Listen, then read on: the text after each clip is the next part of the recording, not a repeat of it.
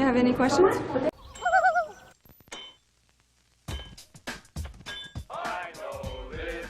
All of us go to Florida. We don't. Oh yeah, baby, let's go to Florida, gang.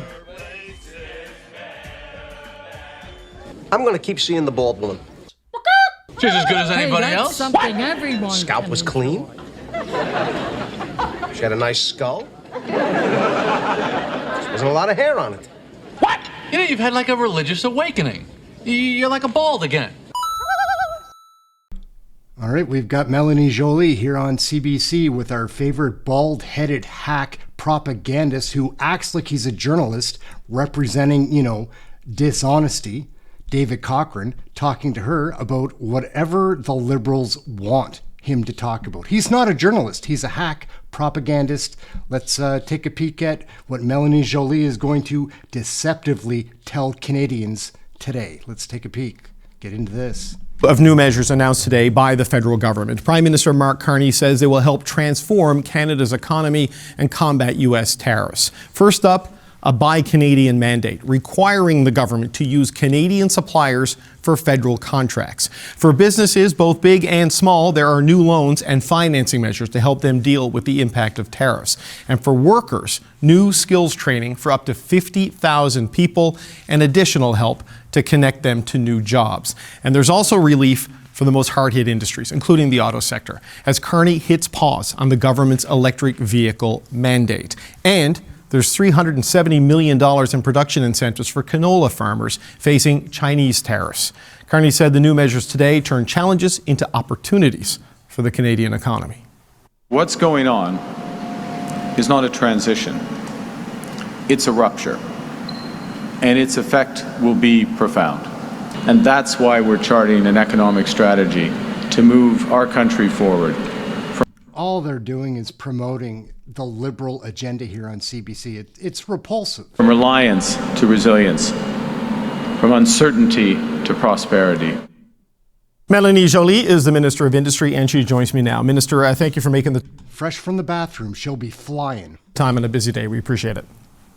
It's a pleasure. Thank you. There was a lot there today, but it comes on a day when the country got a bad jobs report, losing 66,000 jobs and unemployment going over 7%. So I want to start, if I can, with the support you outlined for workers. There's a reskilling package for up to 50,000 people. Does that mean you're expecting 50,000 people could lose their jobs or be forced to change their jobs because of what's happening? So I think it's important to bear in mind that what we announced today is a very pragmatic way of seeing how things are evolving in the world and with the trade system in the world. And why am I saying that is it is now clear that the U.S. wants to go ahead with tariffs against countries in the world, and that many countries right now are not necessarily abiding by the free trade rules. So that's creating a lot of instability. And we're at a moment of rupture with that free trade system that we have known for decades. So we have to be ready because, of course, it comes with disruption. It comes with the fact that businesses cannot take the same type of decision as they took for years based on geopolitics that were stable. No. And so what we're doing today is not only are we reacting now for what we're dealing with definitely the trade tariffs against key sectors, but we're laying down the foundation for the future prosperity of Canada. And so we want to make sure that we're ready. So we're not waiting for things to go badly. We're in action mode. We come up with an EI flexible approach, and also we're coming up with rescaling packages for workers. We're coming up with an important $5 billion strategic response fund for businesses in the affected sectors, but also with all other sectors. We're coming up with a Buy Canadian policy at a time where protectionism is a real thing. So that's what you're seeing the government doing. But the 50,000 jobs, Minister, the 50,000 number.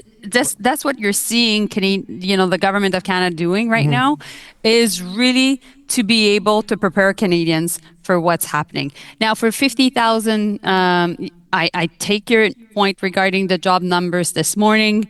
I read the news at the same time as you did, and that's why we will be there for Canadian workers. But we know that there are things we can't control in life, and clearly geopolitics right now we can't control. But what we can control, and that's what we're working on, is to have major projects across the country, is to make sure that we're buying Canadian, is to make sure that we're able to invest in the defense sector to create jobs in aerospace and shipyards across the country. So that's our plan, and that's what we'll continue to do. Okay, but the 50,000 number, I mean, I'm presuming you didn't pull that out of thin air. There's an analysis somewhere that says this is the size and scale of the need. So beyond what we're already seeing, I mean, what does that mean? There's another 50,000 jobs you're worried about here that could be completely lost or fundamentally changed?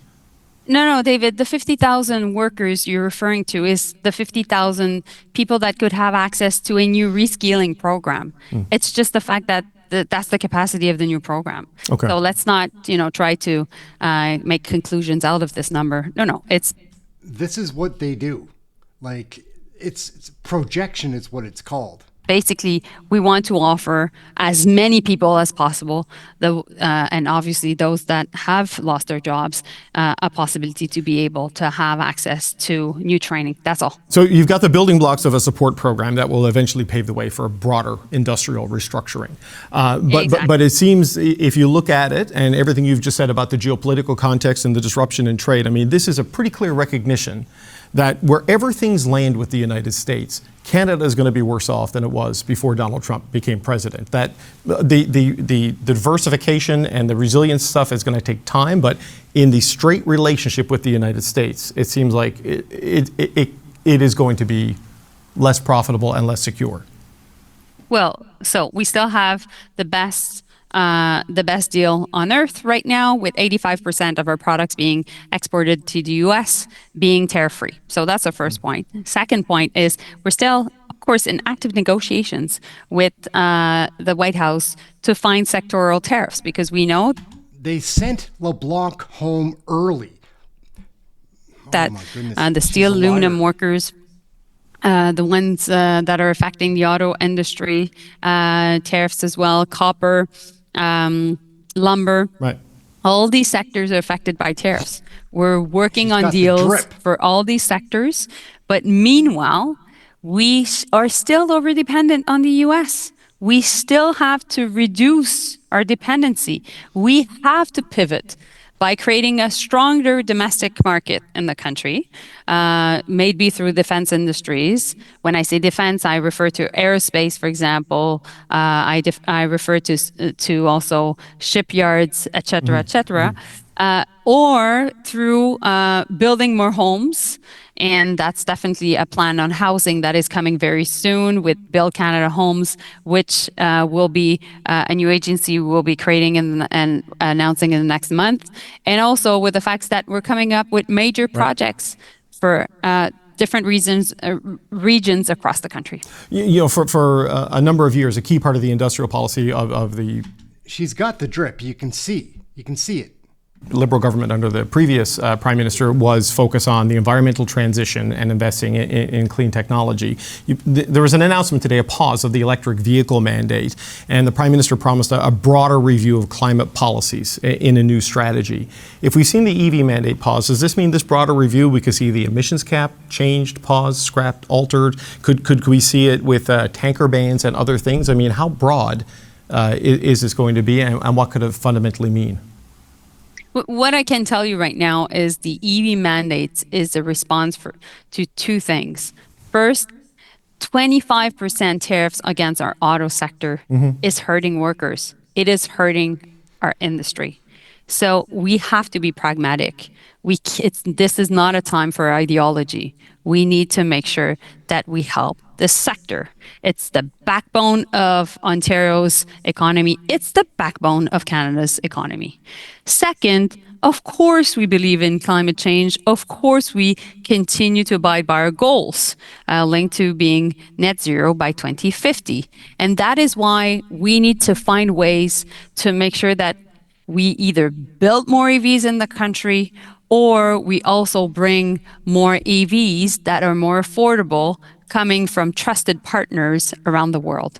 And so that's why we're taking 60 days to make sure that we're able to find ways to address this issue. We'll work with industries, we'll work with environmental groups, but I think that at a time where our auto industry is at 25% tariff and EV mandates right now are asking them to pay when they're not at the level of sale of EVs, it's just not sustainable to keep the jobs maybe in Alliston or Brampton or again in Cambridge. No, look, I get the pressure the sector's under, and the automakers and the industry are broadly supportive of this, calling it a good first step. But there's been a lot of reaction from climate groups who see this as a step backwards, and they worry about what other policies could be on the table here. So, I mean, where do things stand on the emissions cap? Where do things stand on the tanker ban? Because there's been a suggestion to do the major projects initiative. Some of these need to go as well. So, should we expect more change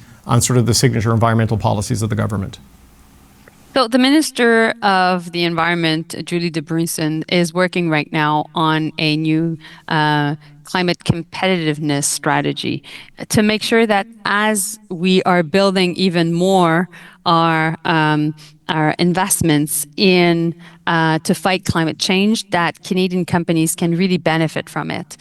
When you look at it, 9 out of the 100 most important clean tech companies in the world are in Canada, and they're in the top 10. So I'm just saying that we have a clear advantage, and we don't want to lose it. That's why our climate plan is working, but there needs to be adaptations based on what we're going through in the economy.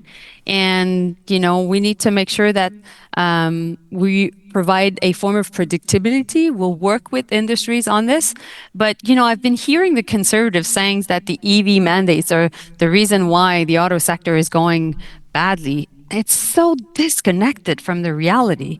It is because of the decision of the White House that our auto sector is being targeted right now, and that businesses from the D3, from Ford, GM, Stellantis to Honda and Toyota, whom I'm in contact constantly, are taking decisions by the hour on how they will continue to do business in Canada. And so the threat to the auto sector is real. It has consequences on decisions that business leaders are taking, but I must say also, people in Windsor, people in, Southern Ontario and the GTA that are part of the supply chains, all the small and medium-sized businesses that are working for these really important companies in Oshawa or elsewhere need to be able to know how we're helping them. So EV mandates is to make sure that they have, liquidity right now, but also we're coming up with a strategic response fund of $5 billion to help the auto sector, and also with help for SMEs through our regional development agencies. For the Southern Ontario, it's FedDev, and that's $1 billion fund. On the fiscal track, though, part of what you talked about at your cabinet retreat was the need to find some savings in various departments. There's been a 15% reallocation and reduction target set to start rolling out in the next budget. Billions of dollars today on top of billions of dollars in the past. Buy Canadian could mean the inability to go abroad for cheaper options, which... This guy is trying to make it swallowable for Canadians. He is a coward and a fraud. David Cochrane is as low as they come in legacy media. Could drive up costs, and I'm not criticizing that because that's just maybe the world we're in now. But all of this, and with the Kuzma review, it seems naive to think it won't be fundamentally changed in some way if Donald Trump gets some of what he wants. How much further can you go on financial supports to drive the restructuring, after taking on the COVID debt and dealing with a more sluggish economy? It seems like real fiscal challenges piling on top of each other. Well, the budget will be ready in the fall, and Minister of Finance is working on that. I think Canadians are facing tough choices, and I think the government needs to be able to make tough choices at the time where we need to reduce our operational costs, which, have been increasing over the past years too much, particularly following the pandemic. And at the same time, we need to invest. And so that's what we'll see. You'll see in the budget that we're doing two things, because the investments will create jobs and that will keep people employed and also be able to predict the fact that they can have a career in a sector. So what I'm working on, for example, on the defense industrial strategy is I heard too many companies saying, we'd rather have contracts than subsidies. We want to make sure that when having a contract, let's say to build planes or submarine parts or etc., we know that that contract will last 3 to 5 years or potentially even 10 years. And from there, we will be able to drive capital towards our company. We will be able to make the right investments. We'll be able to employ. We'll be able to grow our operations, our footprint across the country. And so through that, you will create growth. That's our goal. And sometimes we know that we can't do everything in Canada. We need to work with partners that are like-minded, that believe also in free trade, and that's why pivoting towards Europe is important. Pivoting towards certain countries in Asia, such as Japan and Korea, is really important, and that's what I did this summer. That's what I did also with the Prime Minister, and that's what I'll continue to do throughout the year. Okay, I've gone over time, but just on the horizon for this is multi-years. This is multiple years before this restructuring. Like, this is what Canadians should be braced for, that this is the sort of thing that runs into 2026, 2027, 2028, this scale of restructuring at minimum, that kind of time frame.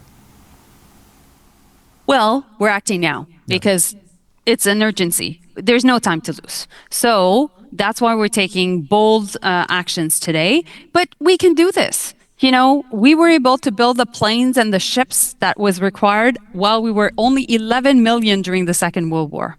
And we did that massively. And when our people came back from the front after the Second World War, what did we do? We built homes like never before. Canadians have been able to be there and to hold together and to do great things in times of challenges. I'm convinced we're able to do that now as well. Okay, Industry Minister Mélanie Joly, we always appreciate the time. Thanks for being here. Yeah, so she's pure trash gang. Melanie Joly is a duplicitous, two-faced, bold, oh, it's disgusting what she's doing. Like, I used to think she might have a grain of decency in her. Nope. Not an ounce. Nothing. Bubkas. Hard to tolerate what they're doing, man. I've been watching a lot of the Liberals today. I'm frustrated because they keep duping Canadians that don't know better than not to trust the CBC or CTV.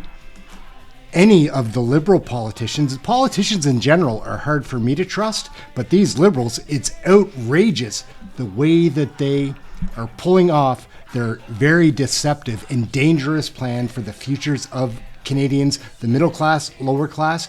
Things are going to get worse the way it's going. We need an election. On a lighter note, my name's Aaron. This is Canadian Loony. We cover Canadian politics. Get yours right here. We tell the truth. Show you what I'm seeing. We keep most things in context.